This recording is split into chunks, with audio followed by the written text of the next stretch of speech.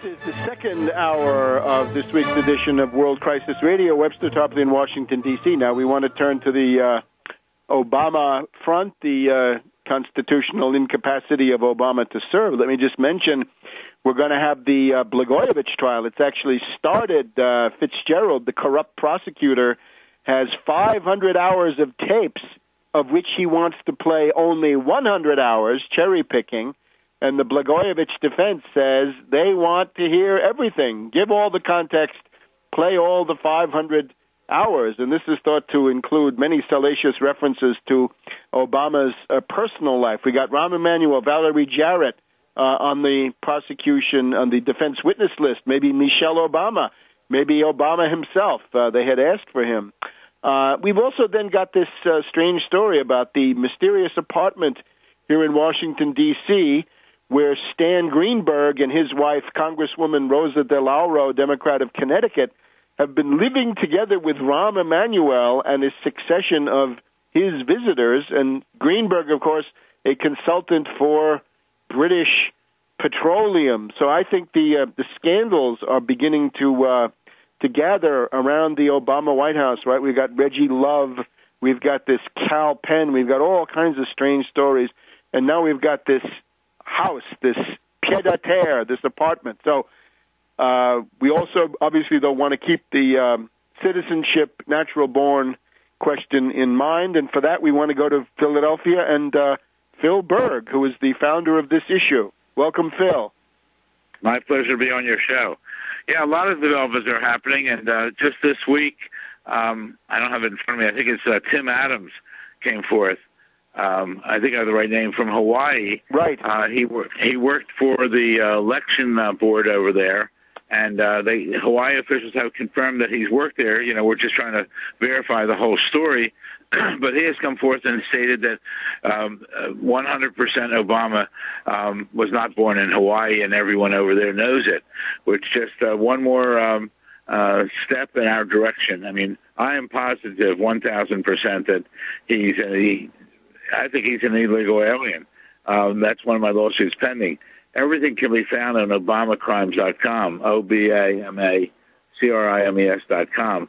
And it's significant, this, because more and more people are joining our efforts. And we had planned, as you know, a march on Memorial Day weekend. We're looking for one in early September. As soon as we get the date, we'll confirm it. But I would like to have 2 million people there. This is the most outrageous situation that our country has ever had. My new word, which I think I mentioned last week, Obama's an imposter. He's a fraud. This is the biggest hoax against the United States of America in 230 years.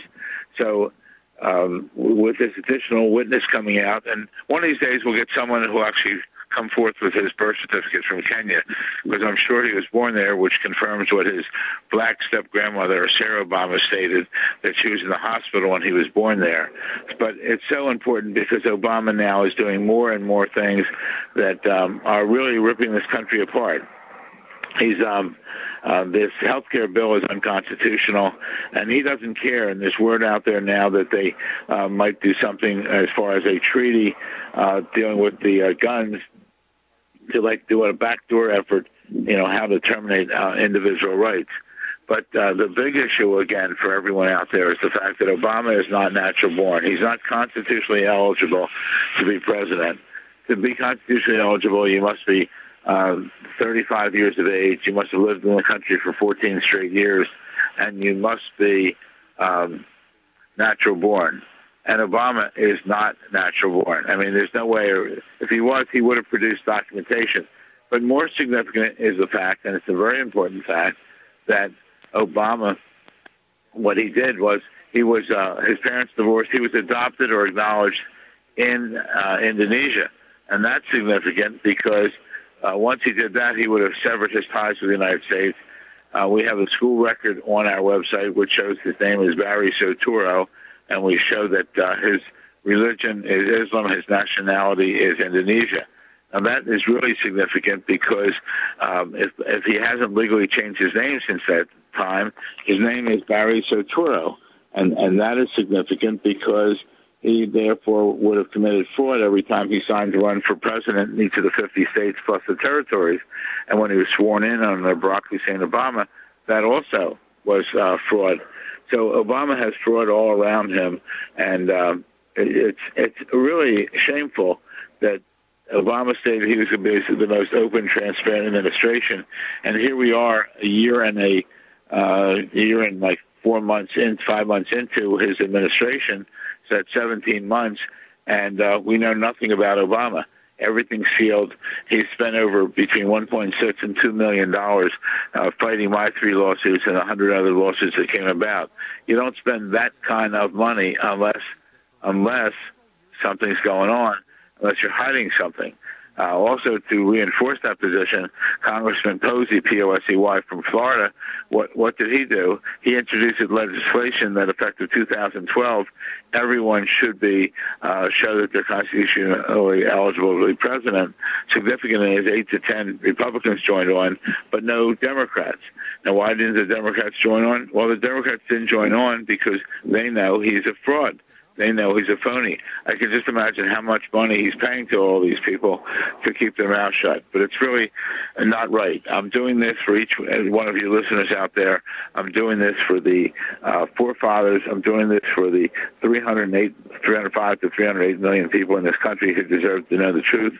And I'm doing it for the men and women who have been injured or died in combat defending our Constitution while Obama is walking all over the Constitution. And a great response is to this is Arnold Schwarzenegger. Arnold Schwarzenegger, people have been talking to him about running for president for the last 10, 15 years, and what's he constantly say? He says, amend the Constitution. And Obama's not saying anything, but by not saying anything, he's walking all over the Constitution, and he's saying it's not right. It's not right. So just for people who don't know, right, Tim Adams was the chief elections clerk of the city of Honolulu, and he says it's an open secret in the bureaucracy that there is no birth certificate, there's no vault copy long form, with I think that in Hawaii you have to have 4 or 5 signatures done in pen and ink on there. So there is no such thing, and this is what he says, and he's no longer working for them, so he's a whistleblower. I hope he's protected under whistleblowing.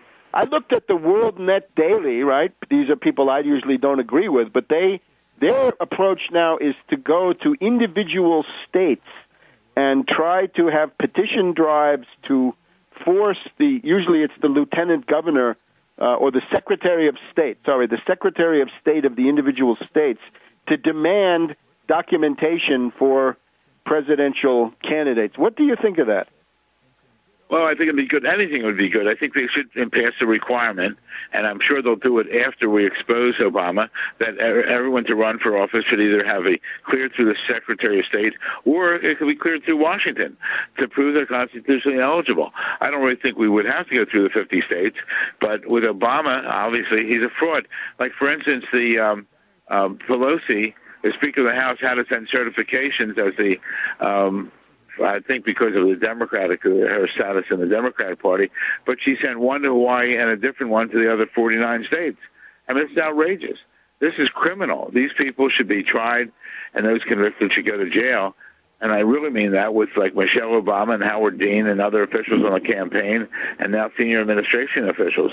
This is outrageous conduct, and I need everyone, when the show's over, to go to your website, go to mine, obamacrimes.com, send it to everyone in your address book, and tell them stay tuned for the march, and also help financially if you can. If everyone would send $1, that'd be greatly appreciated, because if we get enough, we want to advertise this and get it out there. But obamacrimes.com, and I appreciate being on with you, Webster. And Phil, we're going to have a long, hot summer with that Blagojevich trial. That might break open a bunch of interesting things. We'll see you next week, Phil. Keep going. Thank you. More power to you.